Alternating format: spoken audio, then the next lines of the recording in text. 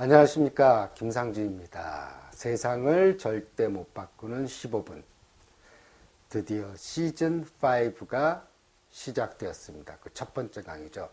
그동안 제 그 강의를 들어보신 분은 아시겠지만 시즌 1, 2, 3, 4를 거쳐서 이제 시즌 5가 됐는데 많이 보신 분들은 아시죠? 시즌 1, 2, 3, 4나 5나 별로 차이가 없다는 거. 이렇게 이제 나누는 이유는 항상 제가 말씀드리죠. 있어 보입니다. 막대 먹은 영애 씨 같은 경우 시즌 12번째까지 들어오고 그 푸른 거탑은 시즌 0까지 이제 나오게 됐습니다. 인기 있는 거는 시즌 0를 이렇게 거듭하지 않습니까? 이게 제 마음대로 시즌 0입니다. 제가 사실 시즌 5가 좀 더 빨리 시작될 수 있었는데 그놈의 지병인 감기 때문에 그러니까요 이게 오랫동안 의사 생활을 하다 보면은 결론에 이르게 됩니다.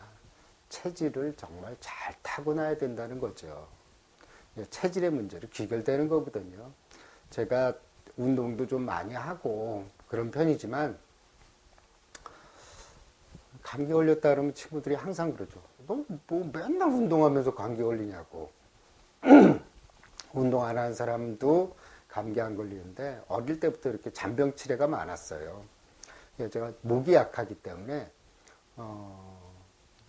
하루 종일 환자 상담하면 목도 좀 자주 아프고 그래서 이번에도 좀 후두염이 있어가지고 좀 늦게 시작하게 됐습니다. 제가 6, 7, 8월 컨디션이 좋고 9월부터 이제 가을이 되면서 날씨가 건조해지면 목이 또 안 좋아지기 때문에 그 여름만큼 강의를 자주 올릴 수는 없지만 그래도 나름대로 컨디션 좋을 때마다 올려보도록 하겠습니다. 자, 지난 시즌 강의 AS부터 시작을 해드리겠습니다. 시즌 4의 그 마지막 강의였던가요? 공부도 될 놈이 한다. 그 음악 재능 있는 애들이 음악가 되고 체육 재능 있는 박찬호 선수나 박지성 선수나 박세리 선수나 이런 사람들이 어릴 때부터 운동신경이 남달랐던 것처럼 공부도 마찬가지 아니냐. 그리고 실제로 그렇고 그러니까는 어떤 어머니들이 이적의 어머니처럼 서울대, 삼형제 다 보내고 이런 게 양육 방법이 특별나서가 아니라 애들을 그렇게 잘 낳더라. 그러니까 너무 힘 빼지 마시라는 그런 내용이었는데 댓글을 보니까 그러면은 우리 애들은 좋은 유전자가 아닌 것 같다. 이런 말씀도 하시고 그래서 저는 말씀드리고 싶은 건 뭐냐면은요. 좋은 유전자, 나쁜 유전자, 더 낫고 나쁘고 이런 거 하나도 없어요. 그러니까 우리가 헛심 쓰지 말자는 내용이죠. 사실 우리가 세속적인 관점에서 어떤 세간의 관심에서 보면은 좋은 유전자를 하면 머리도 좋고 그 다음에 승부근성도 뛰어나고 그 다음에 이제 성취욕도 되게 강하고 그런 경우를 말하겠죠. 반대의 경우는 이제 안 좋은 유전자라고 생각하는데 사실 좋은 유전자, 나쁜 유전자 인생 살아가다 보면 다 똑같아요. 요번에 최동욱 검찰총장 같은 경우도 우리가 흔히 말하는 좋은 유전자죠. 머리도 좋고 그러니까 서울법대 나오고 엘리트 코스 밟고 그런데 결국은 또 그렇게 승승장구 그렇게 성공의 가도를 달리던 분이 그 혼의 아들이 있다는 그 구설수에 또 휘말리지 않았습니까? 이거 너무 또 유명하다 보니까 너무 잘 나가다 보니까 또 성공하다 보니까 그게 이제 나중에 밝혀지겠지만 그 얼마나 굉장히 큰 상처를 받았겠어요. 대한민국 사람 다 알잖아요. 그렇지만 저 같은 사람이 혼의 자식이 10명이든 20명이든 누가 신경이나 쓴답니까? 그러니까는요. 인생이란 것이 어떤 재주가 승하다 보면 또 고통도 따르게 마련입니다. 인생이란 게 얼마나 행복하게 사느냐가 정답인데 자꾸 학벌이나 재산이나 타이틀이나 명예를 얻는 것에 집착하다 보니까 좋은 유전자, 나쁜 유전자 뭐 이런 것들로 자꾸 구분을 짓는 게 저는 안타깝다는 생각이 듭니다. 머리가 좋고 공부도 잘하고 돈도 많이 벌고 하면 그만큼 또 말 못할 고통과 고민이 있는 법이고, 또 평범하게 사는 사람들은 신경 쓸 게 또 적고 가진 게 적다 보니까 그만큼 신경 쓰는 일이 또 적은 게 사실입니다. 그래서 행복한 그런 기준에 더 도달하죠. 그래서 성경 기절에 이런 말이 있잖아요. 부자가 천국에 가는 거는 낙타가 바늘구멍을 뚫는 것보다도 더 어렵다는 얘기가 있듯이 다 나름대로 그 어려움이 있는 겁니다. 또 재주가 많은 사람들은 주변 사람들이 기대하는 것도 또 많아요. 그걸 또 맞추려다가 보니까 자기 인생이 실속이 없고 남들 기대치에 맞추느라고 행복하지 않아요. 그런데 행복하다고 착각하면서 살죠. 자기를 위한 게 아니라 남을 위한 삶인데도 불구하고 그걸 자기 행복으로 착각하면서 삽니다. 그러니까 인생 다 공평한 법입니다. 또 이런 생각 해보신 적이 있는지 모르겠어요. 정말 우리 아이가 공부 잘해서 서울대 갔으면 하는 게 아이의 행복만을 위하는 걸까? 그렇지 않다고 생각하거든요. 우리가 일본말로 가오라고 하죠. 가오 잡는다 그러죠. 부모님의 어떤 체면이라든지 남들한테 자랑하고 싶어서 서울대 밀어넣고 싶고 이런 욕구도 있는 거예요. 그러니까 이런 부모들의 이기적인 생각도 깔려 있다는 것. 아이의 어떤 꿈이라든지 희망이라든지 바람이랑 상관없이 부모들의 욕망에 의해서 또 그런 것들을 원한다는 것도 아셔야 합니다. 자, 시즌4를 끝내고 쉬는 동안에 제가 TV를 보다 보니까 채널을 이리 돌려도 저리 돌려도 다 효소 열풍이 불고 있습니다. 그래서 이것도 제가 또 명색이 의사인데 효소에 대해서 또 한마디 하고 지나가야 될 것 같아서, 효소가 이제 만병통치약처럼 방송에서는 아주 떠들고 난리가 났습니다. 그리고 이제 어느 집 가보면 뭐 무슨 효소 해가지고 뭐 병마다 항아리마다 뭐 50가지 60가지가 넘어요. 실제로 그거를 갖다 이제 분석을 해봤더니 진짜 효소 들어있어요. 그리고 폴리페놀인가 그 항암 작용하는 물질도 들어있다는 연구가 나왔습니다. 근데 그 찬반 양론 대결에서 그 어떤 교수님인가요? 그분이 아주 재밌는 얘기 했어요. 아니, 소화를 시키고 싶으면 소화제를 먹어라. 뭐하러 그 효소를 먹냐. 소화제가 확실하게 소화를 시켜준다. 그걸 뭐하러 힘들게 따서 그거를 담그고 그러냐, 그런 얘기를 한 적이 있는데, TV에 나오는 사례자들을 보면 되게 암이 완치됐다는 얘기를 합니다. 효소를 먹고 나서 암을 극복했다는 얘기를 하죠. 그런 얘기들 많이 나옵니다. 암 환자들이 뭐 마늘을 하루에 진짜 50쪽씩, 50쪽이면은 6쪽 마늘로 따지면은 300개죠.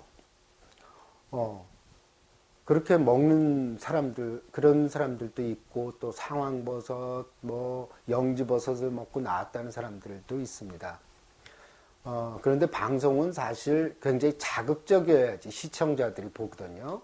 그래서 그런 사례들이 과거에 어떤 치료를 받았는지 제대로 얘기는 하지 않습니다. 그냥 그걸로 암이 다 나은 것처럼 방송을 하는데, 그분들이 다 병원에서 수술할 거 다 하고 항암 치료도 받고 방사선 치료도 다 받고, 병원에서는 이제 더 해줄 게 없거든요. 1년에 한 2번 정도씩 6개월에 한 번씩 검진 받으라고 합니다. 그러면 이제 환자들이 할 게 없거든요. 그래도 불안하니까 뭐 몸에 좋은 게 뭘까 찾아보다 보니까는 뭐 마늘을 드시는 분들도 있고 이런 분들이 있고, 이런 분들이 참 섭섭하게도 병원 치료 다 받아서 이렇게 완치됐는데도 불구하고 마지막에 그거 마늘, 효소, 뭐 영지버섯, 차가버섯 이것 때문에 완치됐다는 얘기를 하는 거거든요. 그러니까는 그 종양 하시는 선생님들 참 섭섭하실 것 같아요. 아니 내가 그거 다 그렇게 해서 항암 치료도 하고 이렇게 저렇게 스케줄 잡아서 한 건데 마지막에 마늘이 명예의 전당에 오르거나 효소가 명예의 전당에 오르는 그런 걸 보면서 참 속상하실 것 같습니다. 자, 사실 그 효소에 들어있는 폴리페놀이나 이런 성분 가지고 암을 죽일 수 있을 정도에는 턱없이 모자라죠. 그것만으로 사실 치료를 한다는 게 말이 안 되고, 또한 모든 치료 다 받고 효소까지 드셨는데도 돌아가신 분들도 많거든요. 암으로 죽은 자는 말이 없습니다. 그런 분들은 TV에 나올 수가 없으니까 효소 먹고도 효과가 없습니다 하고 마지막 유언을 남기지도 못하거든요. 그거 뭐 유언 남길 새도 없죠.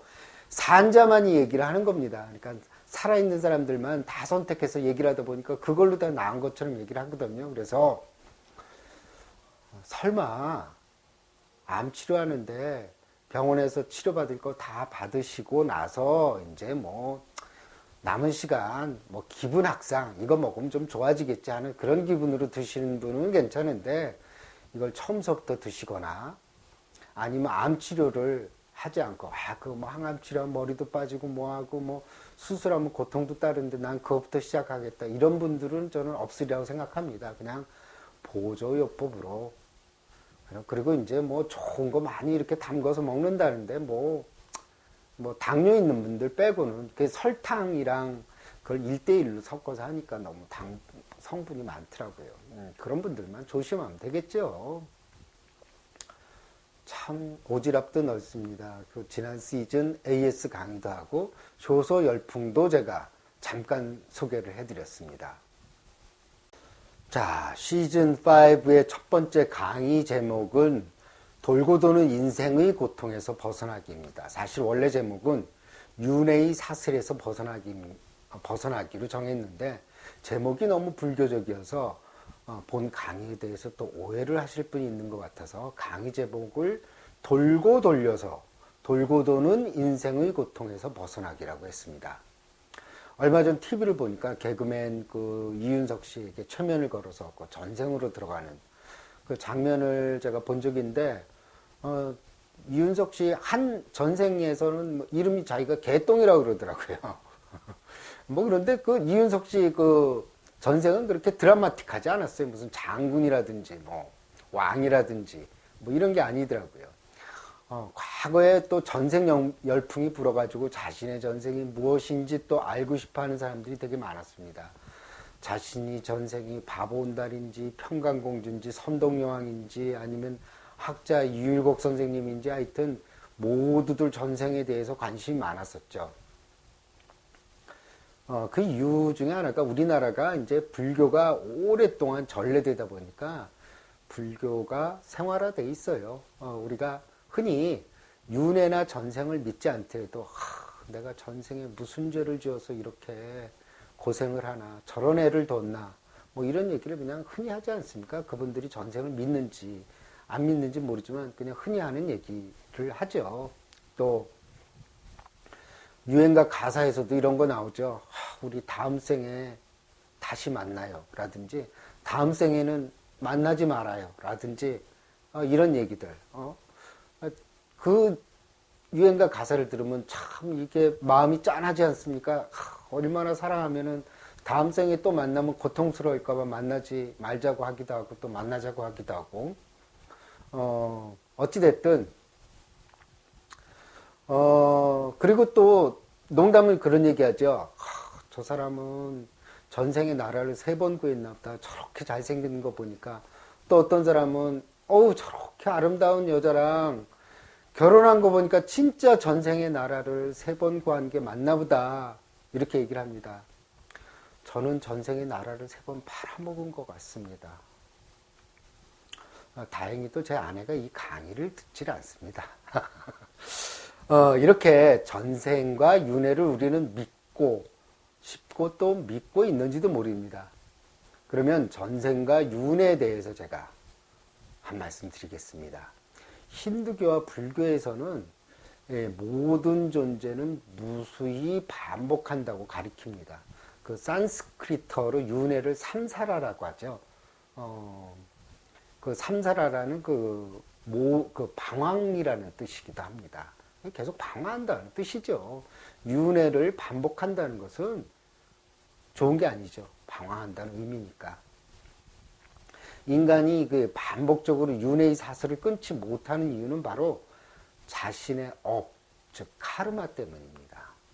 이 카르마에서 벗어나서 대자유를 얻으려면은 도덕과 헌신과 참다운 지식을 통해서 무집착의 마음에 이르러야만 한다고 가리킵니다. 이 집착, 즉 업이야말로 생과 사를 반복하게 하는 원인인 겁니다. 이런 윤회 사상이 동양에만 있다고 흔히들 생각하지만 서양에서도 윤회 사상은 존재했습니다. 그리스 신화를 보면은 조물주가 물, 불, 흙, 공기, 지수화풍이죠.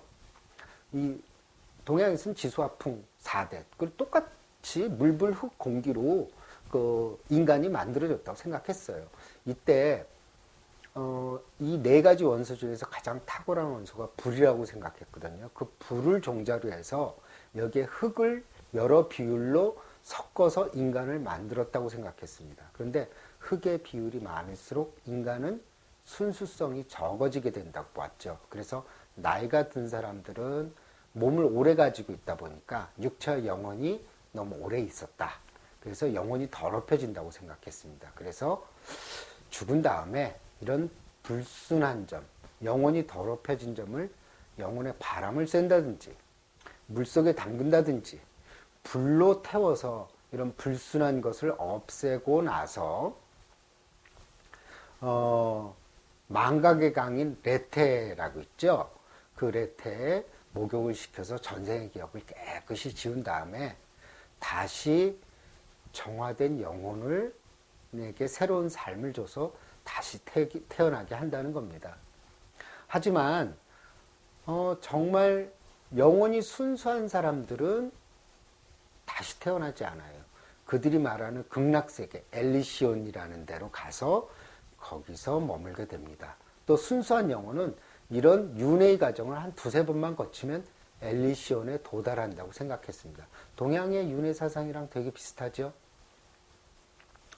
자, 이런 식으로 계속해서 이렇게 이제 근데 이제 너무 영혼이 더럽혀진 인간들이 있어요. 그러면은 이건 뭐 아무리 씻어도 걸레고 빨아도 걸레고 막 이렇게 생각해서 그런 영혼들은 이제 짐승으로 다시 태어난다고 그리스 신화에서는 얘기하고 있습니다. 그래서 사자라든지 표범이라든지 호랑이, 뭐 개, 원숭이들로 태어난다고 생각했습니다. 이것을 고대 사람들은 메템푸시코시스, 즉 영혼의 윤회라고 불렀습니다. 이런 윤회가는 플라톤의 국가론 제10권에도 기록이 되어 있습니다. 고대 그 로마의 팜필리아 태생에 아르메니우스라는 사람의 아들이 있었습니다. 그 아들 이름이 에르라고 하는데 그 에르가 죽은 지 10일 만에 다시 살아난 거예요.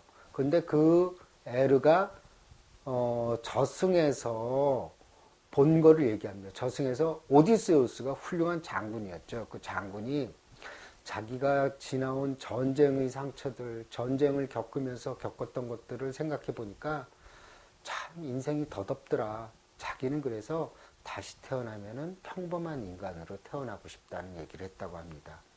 또 음악가였던 오르페우스는 백조로 환생하기를 바랬던 거죠. 그리고 그 트로이 전쟁에 나오는 아가멤논 장군은 독수리로 태어나길 원했다고 합니다. 이런 서양의 윤회 사상은 기독교의 보급으로 인해서 명맥이 끊기게 됩니다. 초기 기독교 경전에는 그 이제 윤회 사상이 들어 있었어요. 그런데 서기 325년 로마의 콘스탄티누스 대제랑 그의 어머니가 신약에 실려 있던 환생에 대한 언급을 삭제해 버리게 됩니다. 또한 서기 553년에 콘스탄티노플에서 열린 제2차 공의회에서는 윤회의 개념을 이단으로 규정하게 됐습니다. 당시 교회 지도자들은 그 윤회 사상이 있게 되면은 자꾸 생이 반복하게 되니까 인간들이 제대로 회개를 안 한다. 다음 생에서 하지 뭐. 다음 생에서 또 하지 뭐. 이러면서 자꾸 회개의 기회를 늦추기 때문에 이런 윤회 사상을 삭제하는 게 좋다고 생각했습니다. 또한 그 서양 문화의 근원이 된 이집트에서도 윤회 사상은 존재합니다. 그 이집트 사자의 서를 보면은 이제 영혼이 저승으로 가게 되면은 심판의 천층에 죽은 자의 심장이 놓이게 되고, 다른 편 천층에는 진리의 깃털이 놓이게 되죠. 그래서 그게 수평을 맞춰야 됩니다. 만약 한쪽으로 기울이게 되면은 그 암무트라는 괴물이 있어요. 그 괴물이 영혼을 잡아먹게 됩니다. 그래서 다시 환생할 수 없다는 얘기가 이집트 사자에서도 나옵니다. 거기서 천층이 평형을 이루게 되면 다시 사람의 몸을 받아서 태어날 수 있는 그런 윤회 사상이 있죠. 근데 뭐 가장 우리 동양적인 윤회 사상은 이 티벳 사자이서. 티벳 사자이서는 한마디로 좀 꼼수인 책이에요. 어떻게 하냐면은 이 티벳 사자이서를 죽기 전에 열심히 공부를 해가지고 죽은 다음에 49일 동안 우리가 영혼이 바르도라는 데에서 머물게 되거든요.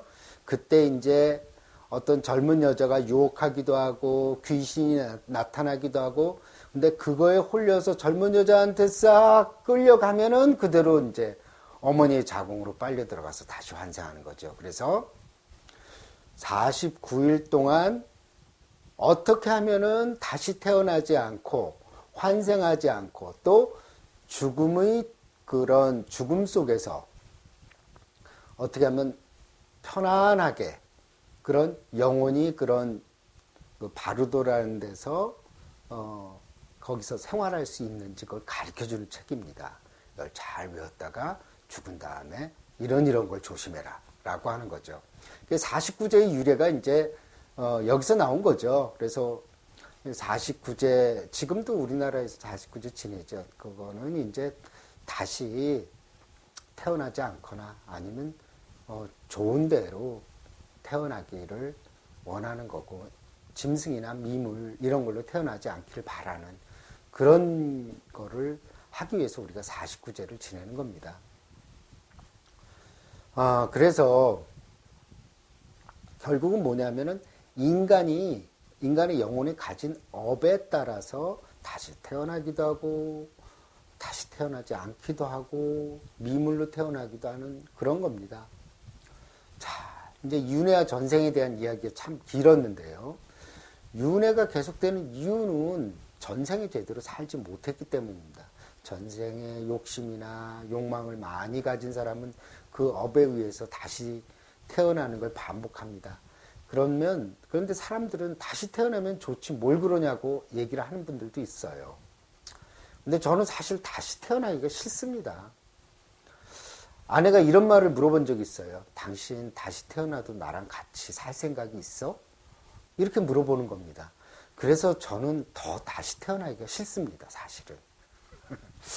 저는 윤회의 끝을 보고 싶은 게 제 소망이죠. 불교에서도 서양의 윤회 사상에서도 윤회가 끝나는 게 가장 큰 인간의 행복이라고 하지 않았습니까? 엘리시온으로 갈 수 있잖아요.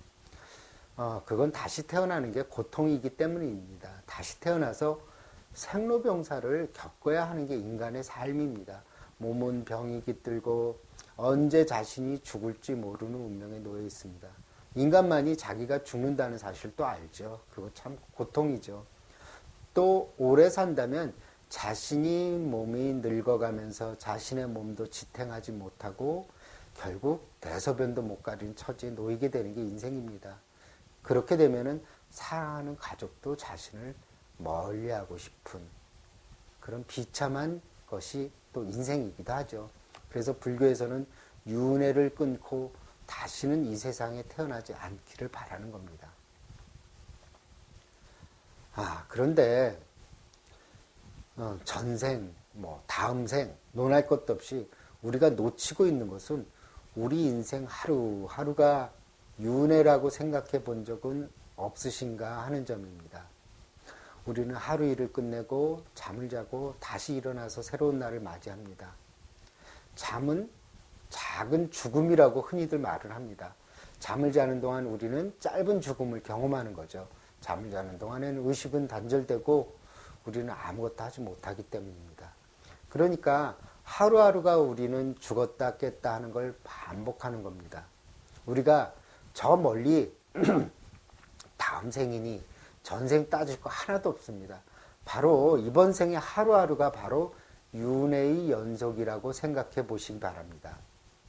어제의 나는 오늘의 나가 아닙니다. 그제의 나도 또 오늘의 나가 아니죠. 내일의 나도 또 오늘의 나가 아닙니다. 뭐라도 바뀌어져 있고 뭐라도 달라져 있습니다. 조금의 주름은 조금 더 가는 거고 우리는 하루하루가 죽음을 향해서 달려가고 있지 않습니까? 그러니까 하루하루가 다 다른 거죠. 조금씩은. 근데 우리가 내일의 나를 좀 더 낫게 할 수는 있죠. 과거는 현재를 규정합니다. 가만히 생각해 보십시오. 과거에 내가 살아왔던 궤적이 바로 현재의 나를 만들고 있습니다. 과거에 열심히 살았던 사람은 지금 좀 더 물질적으로 풍요롭게 지낼 겁니다. 또한 과거에 아무것도 하지 않고 놀았던 분은 현재 좀 현실적으로 어려운 삶을 사는 게 거의 대부분 맞거든요. 그러니까 과거는 어김없이 현재를 만들고 있다는 것을 잘 알고 계실 겁니다. 그렇다면 미래의 나는 현재가 결정합니다. 현재를 어떻게 사느냐에 따라서 미래의 나가 만들어지죠. 우리 한평생이 수십 번의 생이 반복하는 윤회와 너무 닮아 있지 않습니까? 과거 생에 제대로 된 삶을 산 사람은 윤회의 사슬에서 벗어나거나 다시 태어난다고 하더라도 몇 생만 더 살면 더 이상 윤회하지 않고 인간으로 태어나지 않아도 되는 것과 마찬가지입니다. 마찬가지로 우리 하루하루가 한 번의 인생이라고 생각해 보십시오. 내가 하루하루를 어떻게 보내느냐에 따라 우리는 단잠을 자고 나서 다음 날이 더 행복해질 수 있습니다. 그런 하루하루의 삶이 모여서 우리는 이번 생에서도 충분히 행복해질 수 있습니다. 전생을 알고 싶어하고 다음 생을 생각할 필요도 없어요. 전생이 있는지 다음 생이 있는지 사실 윤회가 정말 있는지조차 알지도 못합니다. 하지만 확실한 것은 그런 윤회 사상을 우리네 하루하루의 삶에 도입한다면 우리네 삶은 달라질 수도 있다는 겁니다. 하루를 한 번의 인생이라고 생각하고 살아보시기 바랍니다. 오늘 하루를 한 번의 생이라고 생각하고 내가 다음 생, 즉 내일은 좀 더 나은 인생을 기대한다면 오늘 하루를 의미 있게 사시기 바랍니다. 그럼 내일, 즉 다음 생은 좀 더 나아지게 마련입니다.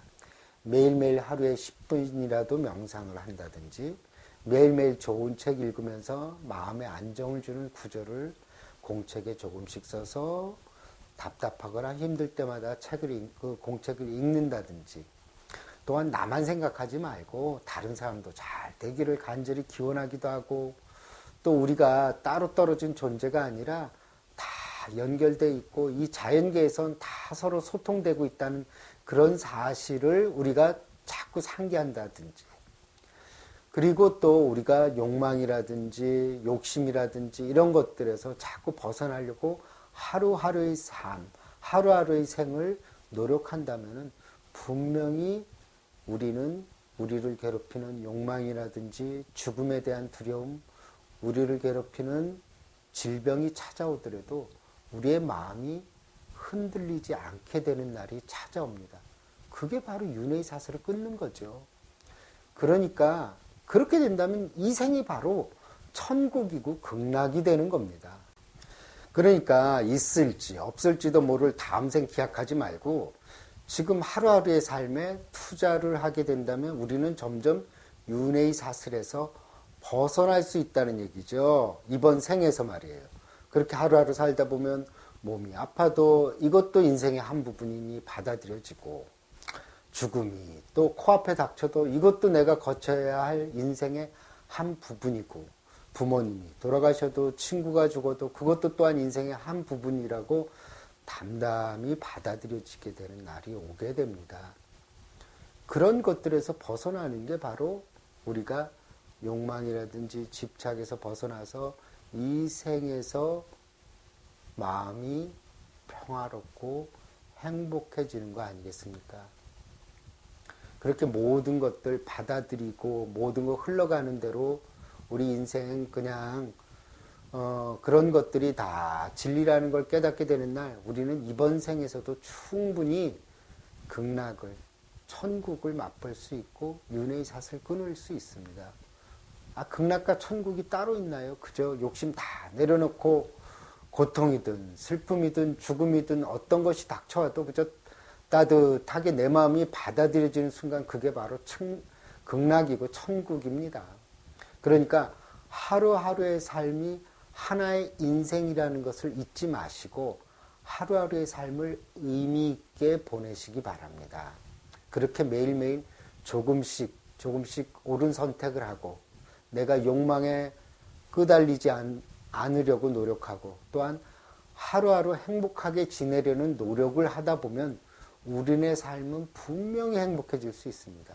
그렇게 되면 전생이 있던 다음 생이 있던 아무런 상관하지 않게 되죠. 내가 지금 온전한 존재로 이 세상에 머물 수 있게 되기 때문입니다. 그러니까 보세요. 오늘 내가 그냥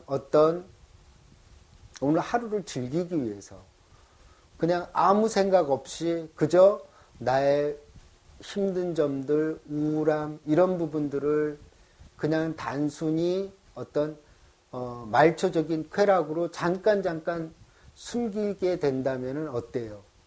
언젠가는 인생의 밀린 청구서를 받게 된다는 얘기거든요. 이런 준비를 하는 분들은 어떤 죽음이 닥치더라도 늙음이 오더라도 별로 그렇게 동요하지 않는데 이런 것들을 다 무시하고 다 덮어두고 산 분들은 마지막에 인생의 청구서 한 다발 받게 됩니다. 그때서야 죽음 앞에서 정말 내가 옴짝달싹하지 못하게 되고 죽음 앞에서 얼어붙게 되고 늙음 앞에서 슬퍼지고 인생을 탄식하게 되고 지나간 삶에 대해서 후회하게 됩니다. 하지만 매일매일 내가 이 생에서 하루하루를 하나의 인생이라고 생각하신다면 조금씩 그런 변화를 가져오신 분들은 청구서를 그때마다 처리하고 그걸 더 넘어서 선행학습하는 거 아닙니까? 선행이 나쁜 것만 아니에요. 인생에 있어서 선행학습은 굉장히 도움이 많이 되는 겁니다. 미리미리 다 깨닫게 되면 하루하루가 그냥 조용하게 마음 평화롭게 하루하루 지내는 것들 우리가 정말 그 행복이라는 게 극적으로 즐겁고 뭐 희열이 넘치고 그런 거 아니에요. 그냥 마음 흔들리지 않는 제가 항상 얘기하죠. 아무 맛이 없다고 행복은. 그냥 아무것도 없는 것. 동요도 없고 흔들림도 없는 그런 조용한 그런 것들이 사실 인생의 행복이거든요. 우리는 뭔가 그냥 가슴 들뜨고 그냥 가슴이 벅차고 그냥 지금 희열이 다가오는 게 행복이라고 자꾸 착각하는데 그건 아니거든요. 그래서 여러분 저랑 같이 한번 매일매일 하루하루의 삶을 조금씩 이런 실천을 통해서 한번 바꿔봅시다. 성경 구절에 이런 말씀 있죠. 시작은 미약하나 그 끝은 창대하리라. 창대하게 됩니다. 제가 그냥 이 종교 배경이 워낙 다양하다 보니까 성경말도 얘기했다가 불교도 얘기했다가 이슬람교만 제가 코란만 읽으면 이제 완벽하게 그랜드 슬램을 달성할 수 있다고 저는 생각합니다. 어찌됐든 시즌 5의 첫 번째 강의가 좀 너무 거창하기도 하고 어떻게 보면 또 너무 심심해요. 이게 뭐 뻔한 얘기 아니냐. 하루하루 잘 살라는 거. 원래 진리는요 단순하고 그런 거예요. 그러니까 이렇게 제 강의를 그러니까 괜찮다는 거를 이렇게 두루뭉실하게 이렇게 넘어가려고 합니다. 너무 또 이렇게 따지시면은 제가 또 할 말이 없죠. 맨날 하는 얘기 귀에 못이 박히도록 똑같은 얘기 반복하는 거거든요. 하지만 이렇게 옷 바꿔 입고 또 이렇게 목소리 톤 바꾸고 농담 바꾸고 뭐 이런저렇게 아는 척 하면서 이렇게 넘어가는 게 제 강의의 특징입니다, 여러분. 자, 여러분. 시즌 5의 첫 번째 강의를 마칩니다. 여러분 모두 행복하시기를 바랍니다.